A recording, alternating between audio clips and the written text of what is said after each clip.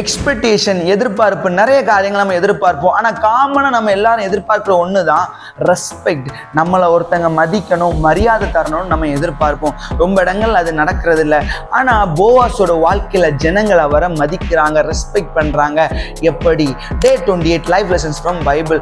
அப்பொழுது போவாஸ் பெத்லகேமுக்கு வந்து அறுக்கிறவர்களை பார்த்து, கர்த்தர் உங்களோடு இருப்பாராக என்றான். அதற்கு அவர்கள், கர்த்தர் உம்மை ஆசீர்வதிப்பாராக என்றார்கள். அப்போ இங்கே பார்க்கும்போது சும்மா போன போவாஸை ஜனங்கள் ஃபர்ஸ்ட் ஆசீர்வதிக்கல. போவாஸ் தான் ஃபர்ஸ்ட் ஜனங்களை கனம் பண்றாரு. படிக்க வேண்டிய பாடம். அடுத்தவங்க என்னை கனம் பண்ணணும், மரியாதை தரணும்னு நினைக்கிற நம்ம ஃபர்ஸ்ட் அதை பண்ணணும். வசனம் இப்படி சொல்லுது, கனம் பண்ண முந்தி கொள்ளுங்கள்னு. போவாஸ் ஒரு மிகுந்த ஐஸ்வர்யவானா இருந்துமே தனக்கு கீழே வேலை பார்க்குற மக்களை அவரு தான் கனம் பண்ணுறாரு.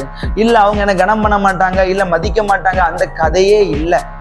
வசனம் இப்படி சொல்லுது, நீ எதை விதைக்கிறீங்களோ அதை அறுப்பீங்கன்னு. நீங்க நன்மையை, கனத்தை விதைங்க. அந்த நபர் உங்களுக்கு அதை திரும்பி தர மறந்தாலும் ஆண்டவர் வேற எங்கேயாவது யார் மூலமாவது அதை தருவார். அதனால நம்ம பண்ண வேண்டியது கனம் பண்ண முந்தி கொள்ளணும். ஆமென்.